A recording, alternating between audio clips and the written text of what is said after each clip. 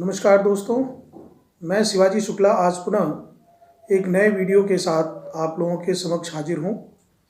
पिछले वीडियो में हम लोग रहीम अकबराबादी की कृति आदमीनामा पढ़े और आज इस नए वीडियो में हम लोग उसका अगला पाठ जो सियाराम शरण गुप्त की रचना है एक फूल की चाह को पढ़ेंगे।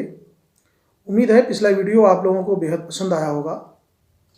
चूँकि यह नया पाठ बहुत ही विस्तृत है, ज़्यादा है, जो एक पीरियड में ख़त्म करना संभव नहीं है, अतः इसको हम लोग 2-3 भागों में पढ़ेंगे। उसका पहला भाग हम लोग आज पढ़ेंगे। जो कविता है एक फूल की चाह, उसको पढ़ने से पहले जो उसके रचयिता हैं सियाराम शरण गुप्त, उनके बारे में जान लेना भी उचित होगा। शायद आपको पता हो, सियाराम शरण गुप्त के बड़े भाई श्री मैथिली शरण गुप्त, जो राष्ट्रकवि के रूप में जाने जाते हैं, उनके बड़े भाई थे। और सियाराम शरण गुप्त का जो जन्म है वो एक कवि परिवार में हुआ था। मैं कवि परिवार इसलिए कह रहा हूँ कि उनके पिताजी भी कविताएं लिखते थे। सियाराम शरण गुप्त का जन्म 1895 ईस्वी में झांसी के पास एक छोटे से चिरगांव नाम के गांव में हुआ था। और सियाराम शरण गुप्त चूँकि एक कवि परिवार में जन्मे थे, इसलिए उन पर काव्य का जो संस्कार है वो भरपूर देखने को मिलता है और उनकी रग रग में काव्य और कविताएं बसी पड़ी थी। सियाराम शरण गुप्त महात्मा गांधी और संत विनोबा भावे से बहुत ही प्रभावित थे और वह भी छुआछूत और जैसी अनेक सामाजिक कुरीतियों को नहीं मानते थे और इसका पुरजोर विरोध करते थे। और उनका यह विचार उनकी कविताओं में बहुत ही स्पष्ट रूप से दिखता है, जिसका एक उदाहरण जो आज हम कविता पढ़ेंगे एक फूल की चाह में साफ साफ दिखती है। सियाराम शरण गुप्त, जैसा कि मैंने बताया, 1895 में इनका जन्म हुआ था, तो ये अपने युवा काल में 20वीं सदी में आ गए थे।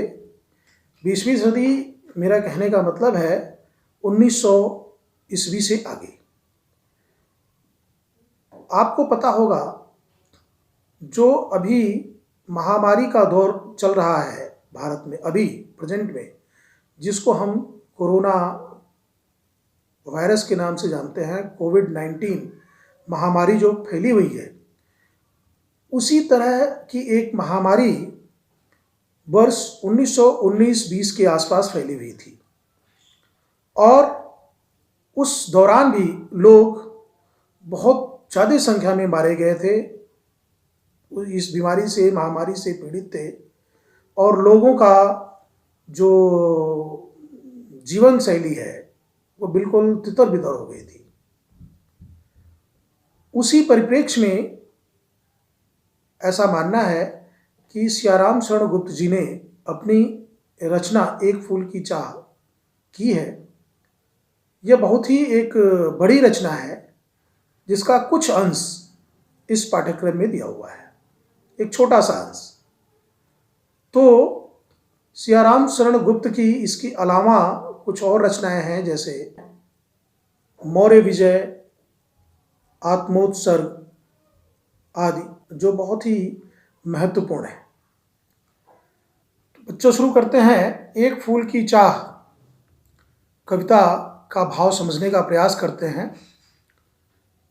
कवि लिखते हैं, उद्वेलित कर अश्रु राशियां हृदय चिताएं धधका कर, महामारी प्रचंड हो फैल रही थी इधर उधर, छीड़ कंठ मृत वत्साओं का करुण रुदन दुर्दांत नितांत, परे हुए था निज कृश रव में, भरे हुए था निज कृश रव में, हाहाकार अपार अशांत। इसमें कवि यह कहना चाह रहे हैं और उस समय की जो महामारी की घटना है उसका वर्णन करते हैं कि जो ऐसी माँ है जिसके बच्चे मर गए हैं, मृत वत्साओं का मतलब होता है ऐसी माँ जिसके संतान की मृत्यु हो गई हो, उसके बारे में ये बताते हैं कि जो महामारी फैली हुई थी इधर उधर, महामारी प्रचंड हो फैल रही थी इधर उधर,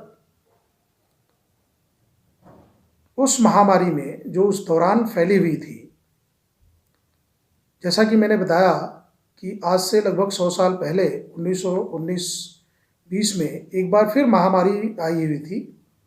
उसी महामारी का जिक्र कवि इस अपने कविता में करते हैं।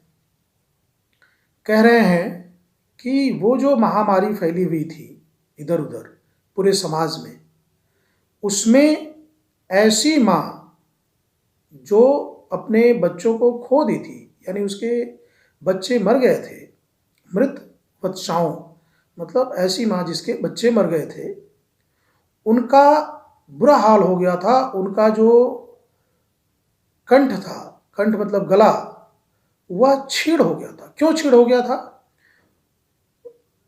वो कहते हैं उद्वेलित कर अश्रु राशियां, जो आंसू है, आंसू की एक धारा मतलब अश्रु राशियां, आंसू का एक धारा समझ लीजिए, आंसुआ इतनी बह गई थी कि उससे उद्वेलित मतलब उस दुख से उद्वेलित होकर, दुखी होकर के मतलब भावविह्वल होकर के उनकी आंखों से अश्रु की धाराएं निकल रही थीं और उनके हृदय में चिताएं जैसे जल रही हों। इतना अपरंपार कष्ट था उस महामारी से मरे हुए लोगों के प्रति। वो कहते हैं कि इतना करुणामय रुदन करती थी जो रोके नहीं रुक सकता था, इतना दुर्दांत था।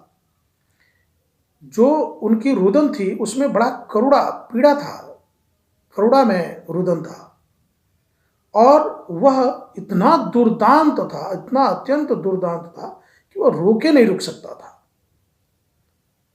आगे कहते हैं भरे हुए था निज कृश रव में, यानी कृश मतलब कमजोर और रव मतलब आवाज, क्रंदन, जो रो रो के इतना धीमा हो चुका था और पूरे उसमें अपने उनके निज मतलब अपने घरों में वो फैला हुआ था और चारों तरफ हाहाकार, अपार हाहाकार और अशांति फैल गई थी।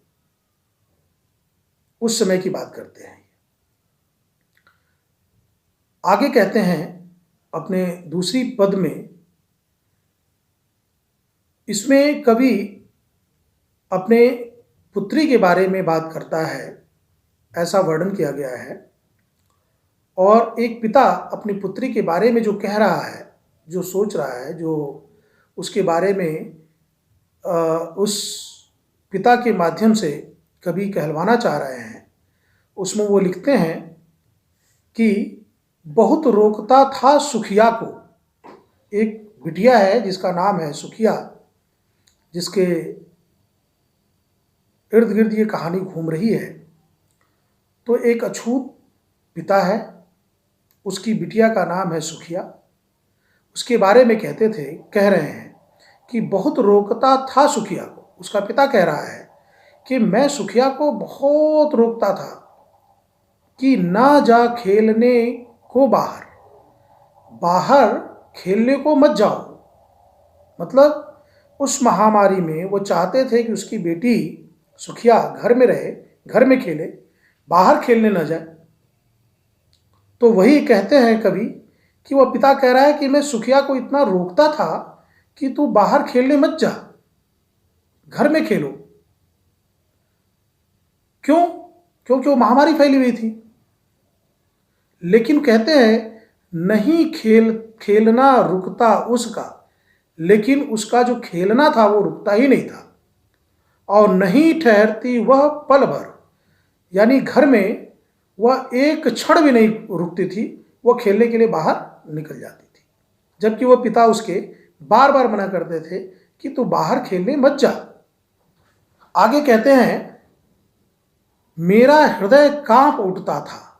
वह पिता कह रहा है अपनी उस कथानक को बताते हुए कि मेरा हृदय कांप उठता था। मेरा जो हृदय है वो बिल्कुल कांप उठता था। क्यों?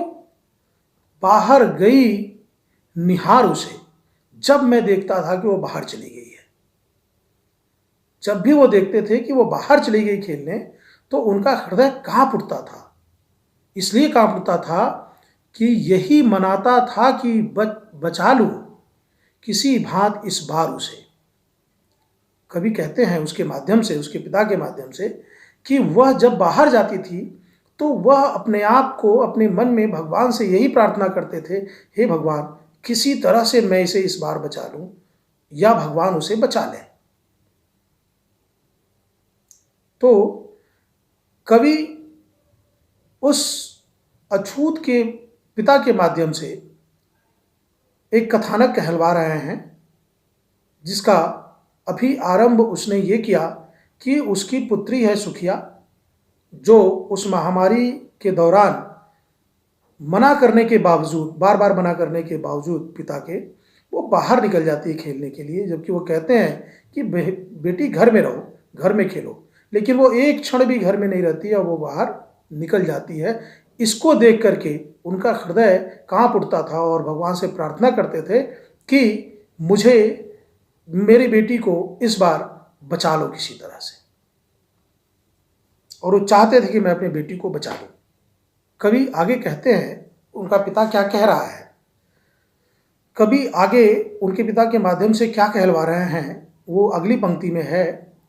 वो कहलवाते हैं भीतर जो डर रहा छिपाए, हाय वही बाहर आया। एक दिवस सुखिया के तन को ताप तप्त मैंने पाया।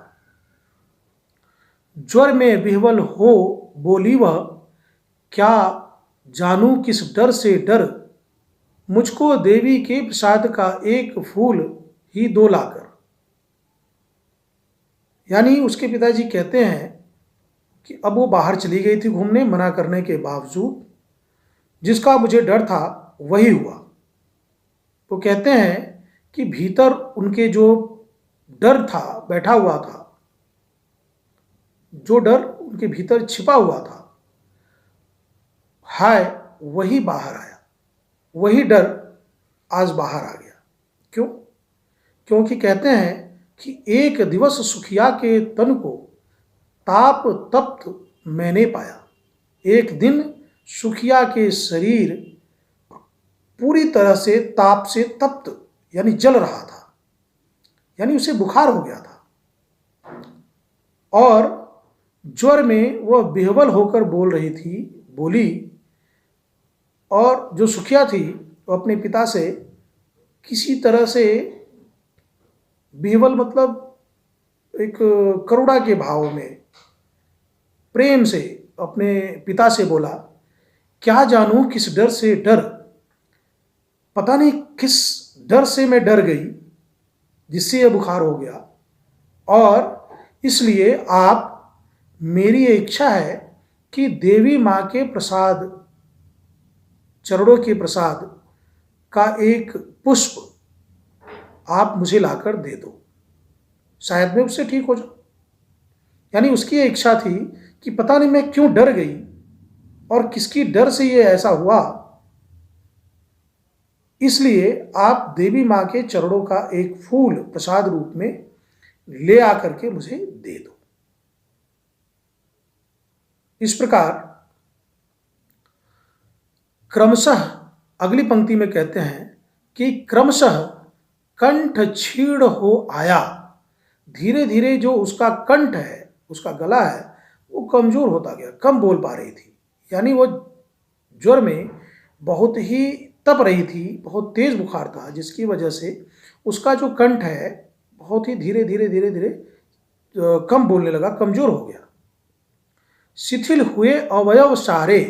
अवयव मतलब शरीर का अंग, एक एक अंग, और उसके शरीर का एक एक अंग शिथिल मतलब कमजोर होने लगा, सुस्त पड़ने लगा। बैठा था नव नव उपाय को। वह तरह तरह के उपाय कर रहे थे बैठ करके अपने उसके पिताजी, और चिंता में मैं मन मारे, और चिंता में उनका पूरा मन डूबा हुआ था। जात सका न प्रभात सजग से, जान सका न प्रभात सजग से, हुई अलस कब दोपहरी। उनको यह पता ही नहीं चला कब सुबह हुआ और कब दोपहरी हो गई। स्वर्ण घनों में कब रवि डूबा, और स्वर्ण बादलों में, सुनहरे बादलों में कब सूर्य रवि डूब गया, यह भी उनको नहीं पता चला। और कब संध्या गहराई, कब सांझ गहरा हो गया, यह भी उनको पता नहीं चला। इसलिए नहीं पता चला कि वो उस गम में, उस दुख में, अपनी बेटी के बीमारी के दुख में बहुत ही डूब चुके थे, और नए नए उपाय वो बैठे घर बैठे कर रहे थे। इसलिए उनको कब सुबह हुआ, कब दोपहर हुआ, और कब सुनहरे बादलों में सूर्य ढक गया, इस बात का उन्हें कोई पता ही नहीं चला। तो दोस्तों, आज इस वीडियो में बस इसी 4 पद तक हम पढ़ेंगे, और अगले सारे पद मैं अगले अपने वीडियो में लेके आऊँगा, और उसके साथ हम लोग पढ़ेंगे। उम्मीद है यह एक्सप्लेनेशन, व्याख्या आपको पसंद आया होगा, और अगर आपको यह वीडियो पसंद आया तो मेरी आपसे प्रार्थना है कि आप लोग इसे ज़्यादा से ज़्यादा शेयर करें, सब्सक्राइब करें और लाइक करें। तब तक के लिए नमस्कार, धन्यवाद।